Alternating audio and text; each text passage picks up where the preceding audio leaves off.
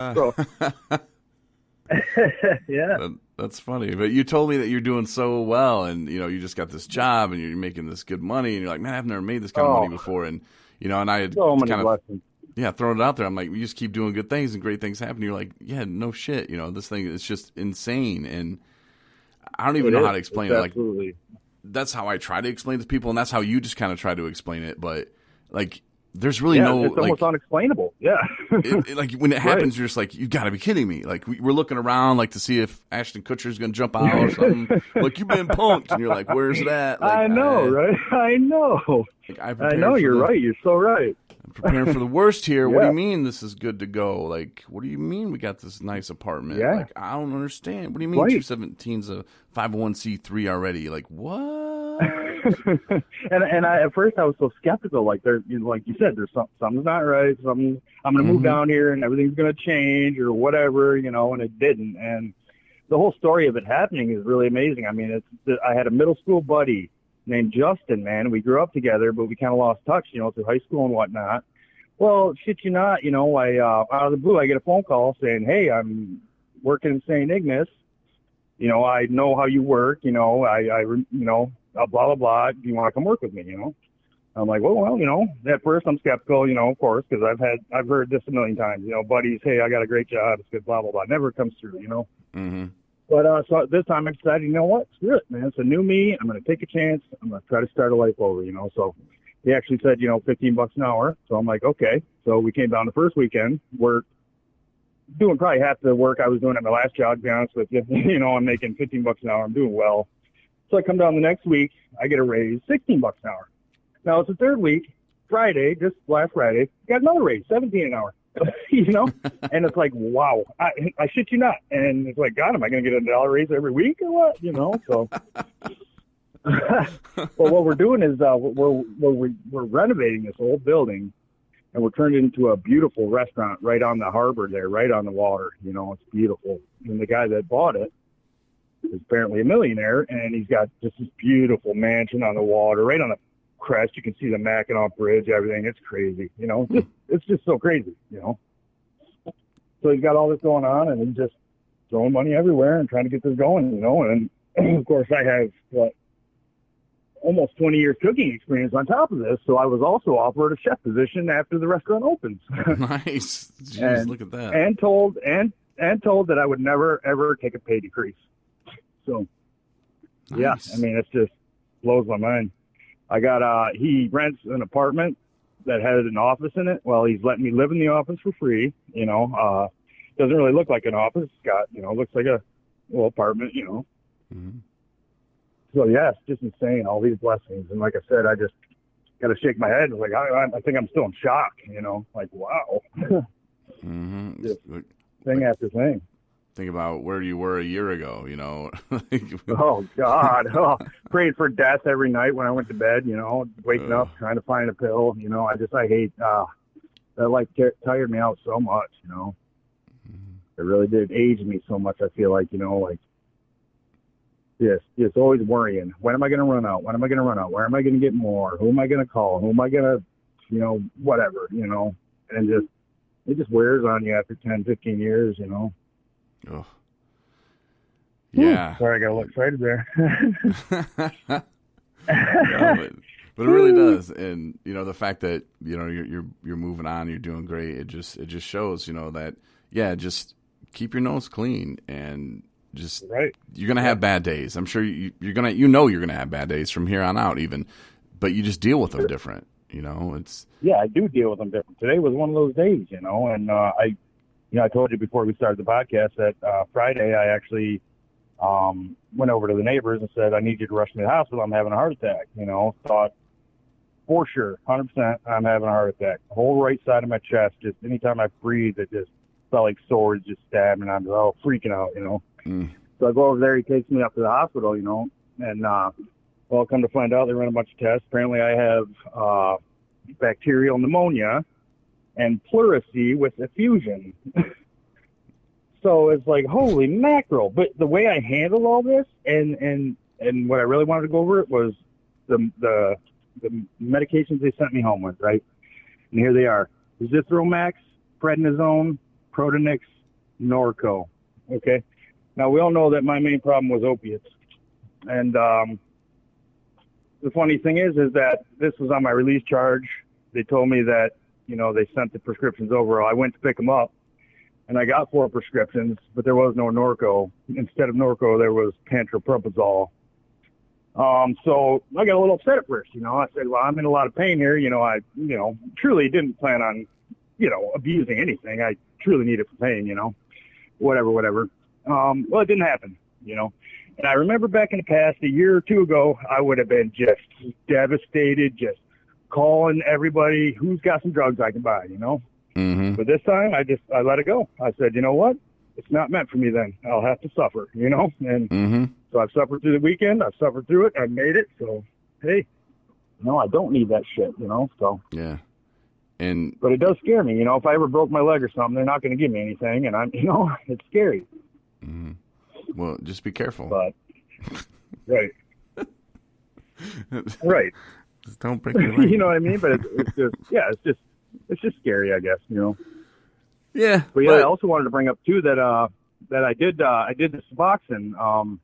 Actually, it's called Sublocade now. They have like a little injection they do, and it releases Suboxone into your system. I did that the last time I left rehab for about a month or so, and on my own decided that I don't want to do this shit anymore. I'm done, and just stopped. And that was that. That was the last drug I've done, and how proud I was for that, because I always felt like, Suboxone, you're treating the drug with the drug. You're just going to lead to another addiction, but I'd always tell myself, well, blah, blah, blah, just to get that high or whatever, so. Mm-hmm. But nope, I quit that on my own as well. So, and that is when everything good started happening, to be honest with you. That is the moment. So, yeah, it's crazy. Yeah, I've been talking a lot lately with friends about the medically assisted treatment. I don't know. I've taken a Suboxone, whatever. I've taken one before, and it made me feel like I was stoned. Right. But I didn't do lots of heroin or opiates or anything like that. So, I mean, I don't know, but it did make me feel that way. And, seeing, what's in, the subs or whatever, it's like, oh, okay, well, there is, yeah, there's some synthetic stuff in there, which is synthetic opiates and I mean, you're basically treating an opiate with an opiate. Yeah, and it's like methadone, Yeah, and it has an opiate blocker in there. So, but your body's still getting it. It still acts as an opiate. Yeah, it's weird. Yeah, it is weird. They need to figure some stuff out in the whole medical field as far as addiction, definitely. And it's not where the money lies. Been doing up to this.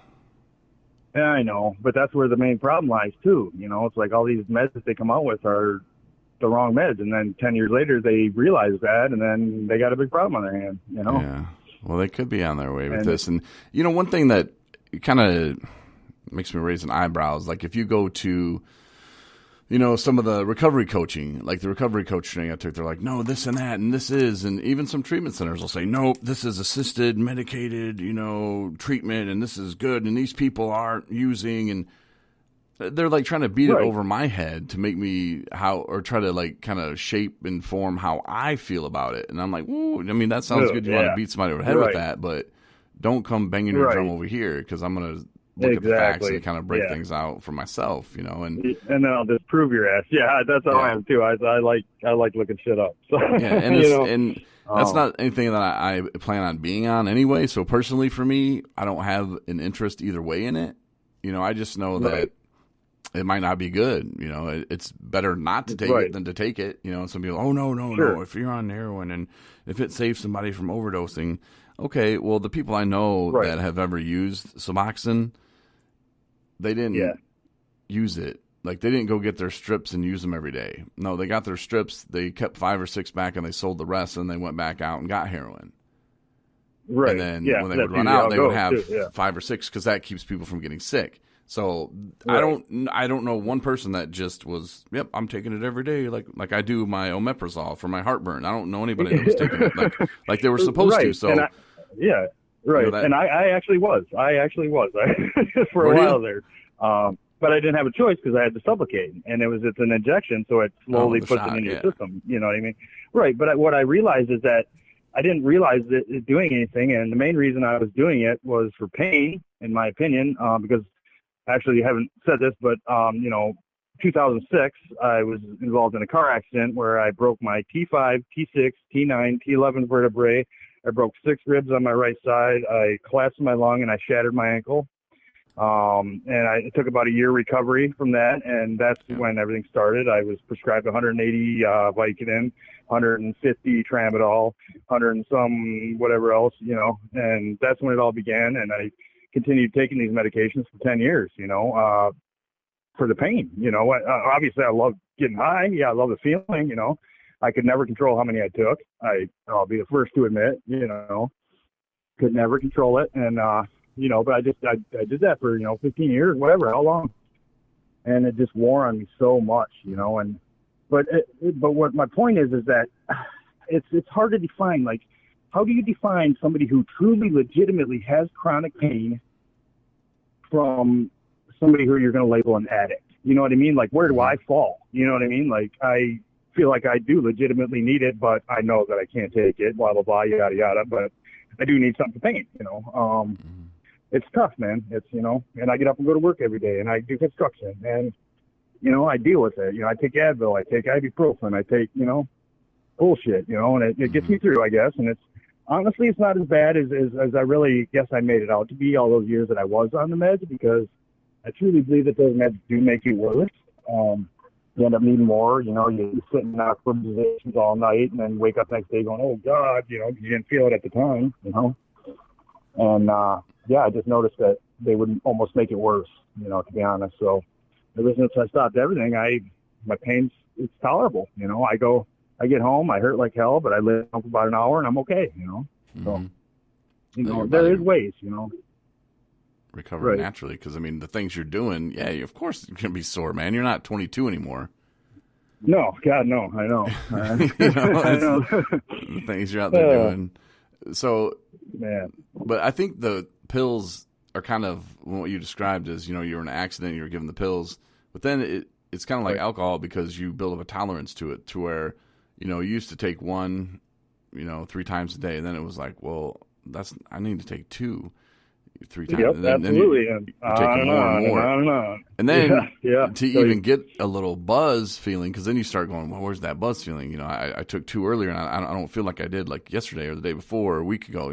I might take 3, and but then you run out, and boom, it just hits you like the world's You're absolutely ending. Miserable. Yeah, you'd rather be dead. You don't want to get up tomorrow. It's messed up, man. Mm-hmm. It really is. Like, and that was my biggest problem. Yeah, that was my biggest problem, because I was always worried because I knew I was taking too many. I knew they were going to run out the next day. Yeah, I would sit and tell myself, okay, you're going to take 2 today. That's all you're going to take. Hour later, just one more ain't going to hurt. Wait, hour later, one more ain't going to, and on. It just went and went and went until I would run out of 90 in 3 days. And then I got 27 days of misery ahead of me, and it was just this cycle I would spend every penny out of every check on Vicodin or morphine or Dilaudid or whatever, whatever I could find, Suboxone, don't matter, and just that life, man, I drove so much family away. I was stealing from my mother. I was lying to my mother, for God's sake, things that I'll never be able to fix, you know what I mean? Mm-hmm.